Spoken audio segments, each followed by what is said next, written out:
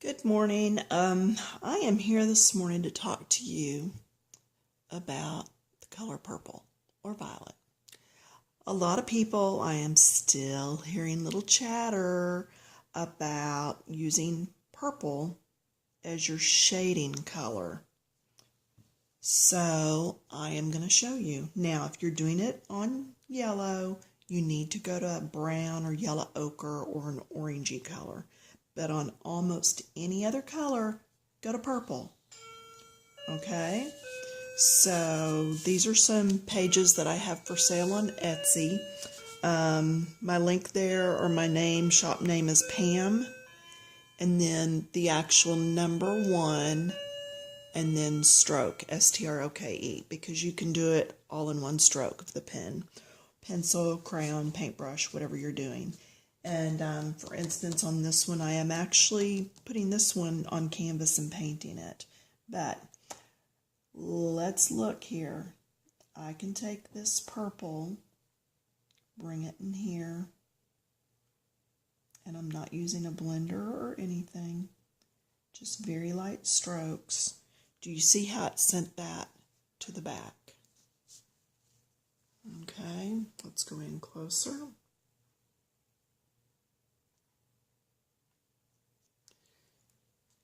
Let's look how this is a shadow down in here.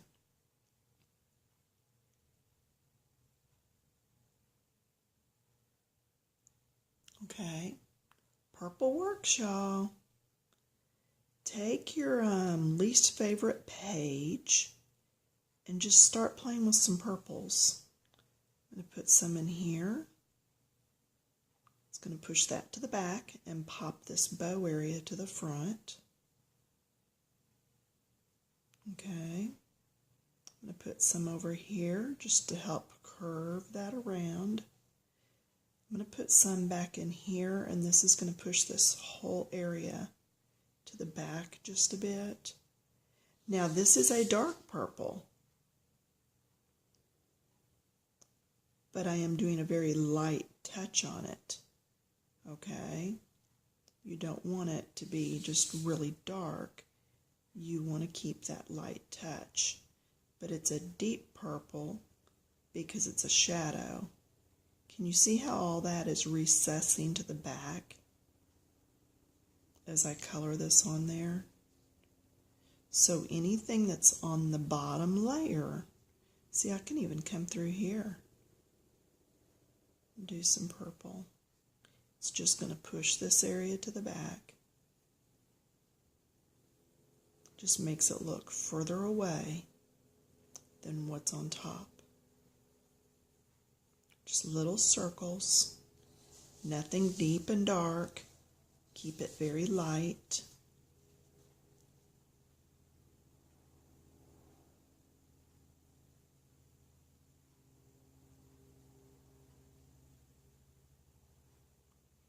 I can even do it down in here. In that crumpled area. See how that's recessed now? Anything you want to push to the back. When you're coloring, you should be able to squint your eyes and see lights and darks. If not, you need to go back in, make your darks a little darker. Okay, it's kind of hard at that point to make your lights lighter. But see, I already did some down these sides before I put my white highlights in with my paintbrush. So, again, just little swirl marks. Anywhere that you're thinking it should be deeper. Anywhere where it's recessed. Flipped ribbons in the points is a good area to do that. Okay, so let me go over to this one. I've been working on this one today so I can get it onto Etsy later. So what I did on here was I actually shaded that bottom quadrant in every one of these with the color that I was coloring with.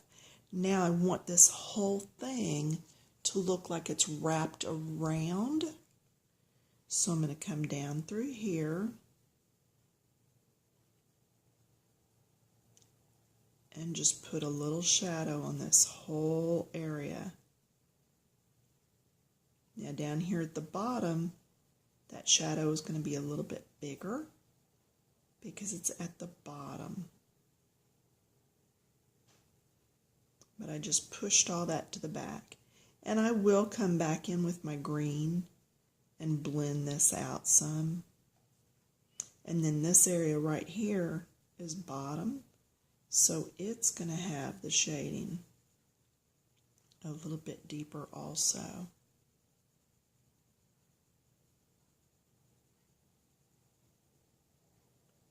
So you can do the shading in each little area, but then if you want your piece to have more form to it, then you're also going to shade it as an entire piece.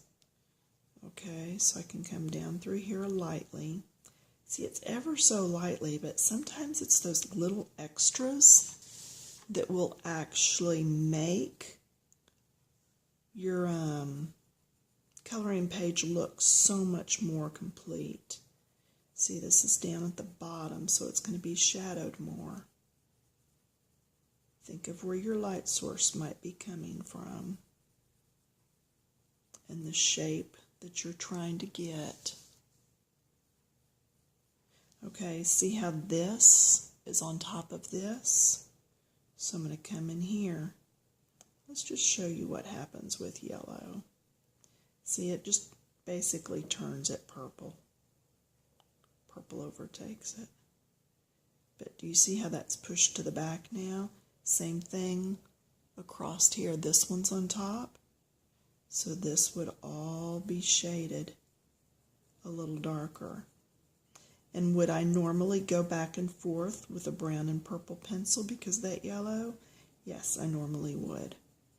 I'm just showing you what happens when you don't. But see how this already looks a little more bumped up? See how it looks kind of flat right here? Once I come in with this shading, it'll recess what I'm working on and bump the other to the front. It takes time to actually see that. Not everybody gets that all at once, and that's fine. And I actually want this a little darker because it'll bump it even a little bit more. Okay.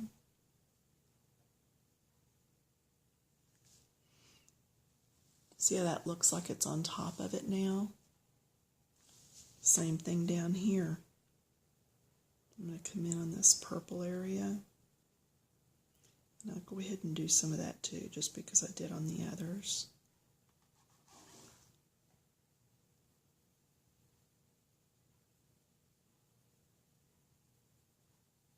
It's almost like a shadow line.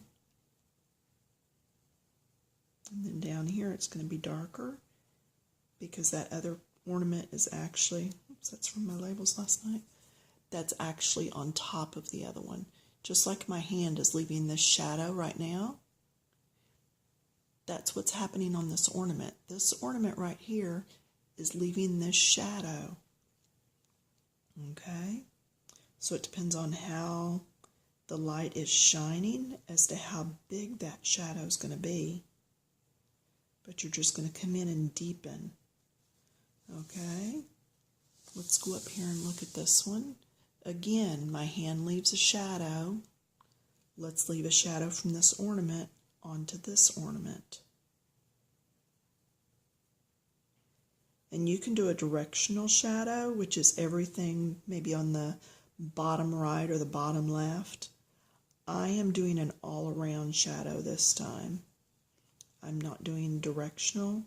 I'm doing all the way around just to push this ornament to the back and pop this one to the front.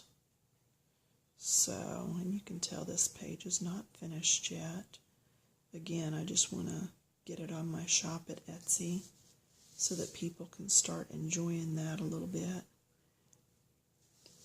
This ornament is under this one, so it gets that shadow.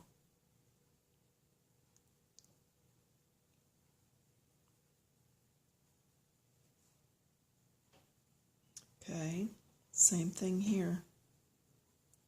See how that purple is going on there? That's fine. Does really good. And this is a metallic silver. I was anxious to see how that would work.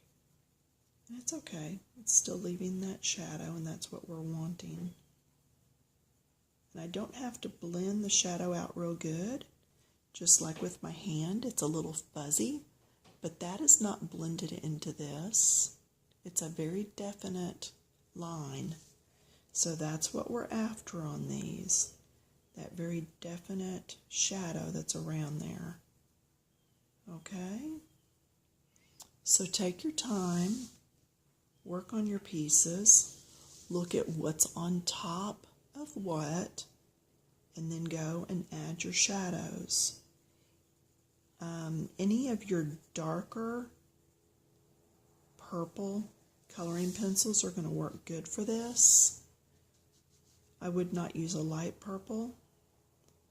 If it's sunny out where you are today, go outside and look. Look at the shadow. See what's going on out there. So hopefully this will help you a bit more with how to do shadows and what's going on there. Again, the Etsy shop is